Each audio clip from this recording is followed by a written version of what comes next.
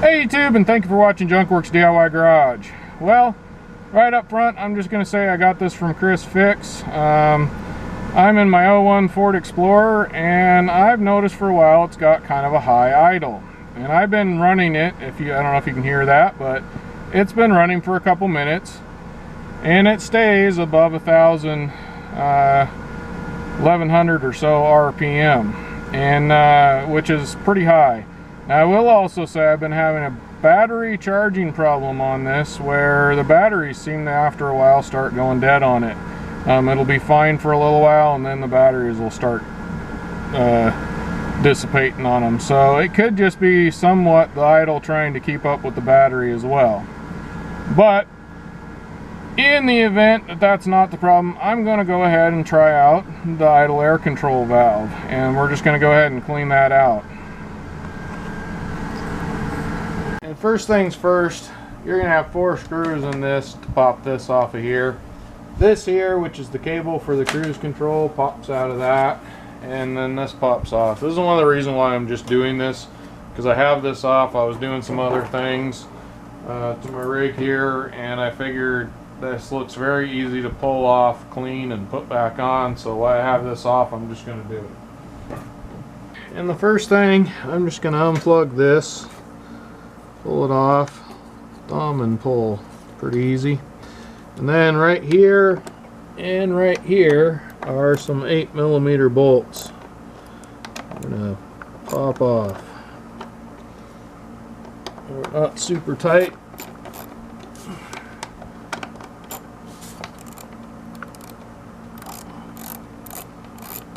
And that should pop off of there like that.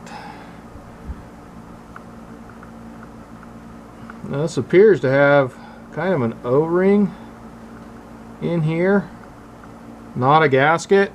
On his, it appears to be a gasket. So I'm gonna, and that kind of pulled out a little bit right here. So I'm gonna make sure that's in there good. And it's still sticking up a little bit, so I think it is reusable. And there's our part right there that we're gonna clean. So we got our part here. We got some carb cleaner. Honestly, I think the throttle body and intake would work better for this, but this pretty much works on everything. Make sure you keep the electronics facing up so that you don't get anything going down inside there. And I'm just gonna hose it down. I'm also gonna put some safety glasses on.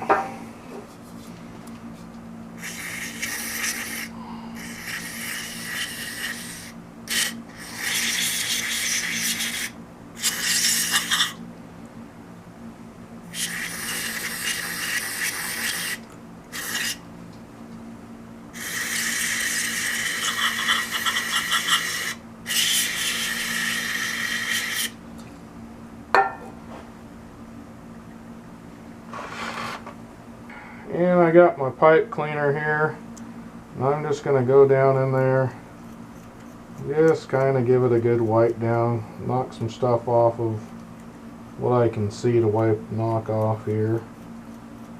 Not being super technical about it, just getting in there and knocking off what'll knock it off.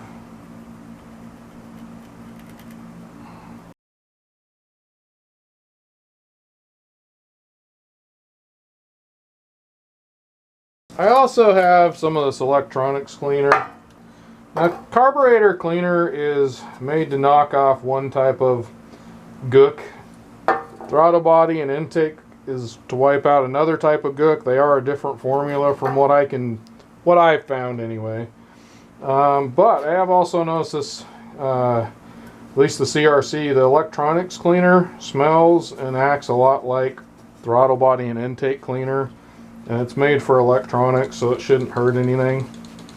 I'm going to go ahead and shoot some of this down in there as well. I think pulling this off and doing any kind of cleaning on it will, you know, and that really did. I noticed it actually, the smoots down on the bottom down here, it works on that better, this electronics cleaner. Whether or not I'm correct about that, I don't know. So if you try anything I say and it doesn't work for you, or you hurt some portion of your car, I am not responsible. If you don't like the way I'm doing something, don't do it. But that actually does seem like it worked quite a bit better than the carb cleaner, to be honest.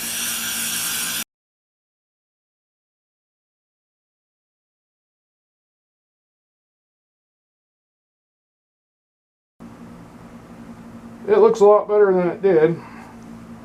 So I'm going to go ahead and stick that puppy back on there. I'm going to wipe this off good so we don't have any interaction with the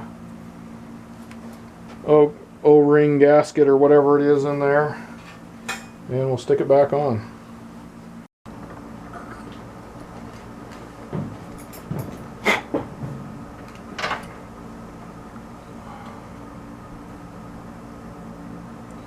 It's a fairly clean rig, so I'm going to take it and just kind of, actually this is a brand new rig, clean around there, make this all look blue. It's a blue O-ring, and it was definitely dirty up in this area where this was sticking up a little bit, so maybe I've had a little bit of a blow by as far as this gasket not sealing here at some point too. I don't know. Alright, I'm going to put that back on there.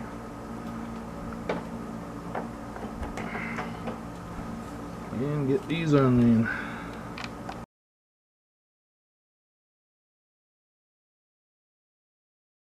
Now, as I say in all my videos, I am not responsible for your torque values. You are responsible to figure that out for yourself.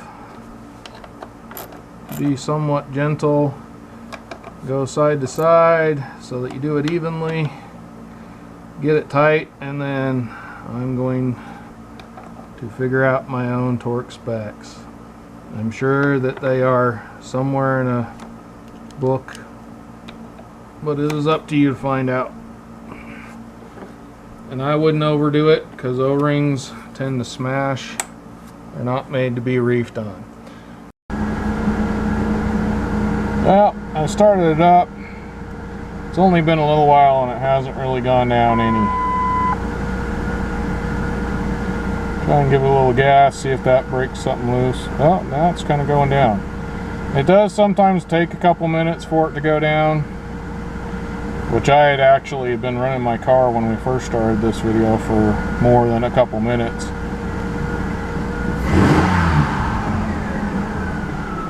Well, that let it go down quite a bit, but it's climbing a little bit.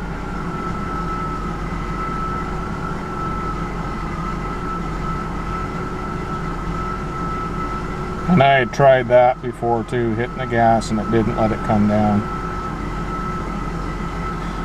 So honestly, I don't know if I did anything, but yet again, I didn't hurt anything. I cleaned something out. Could be that part needs replaced.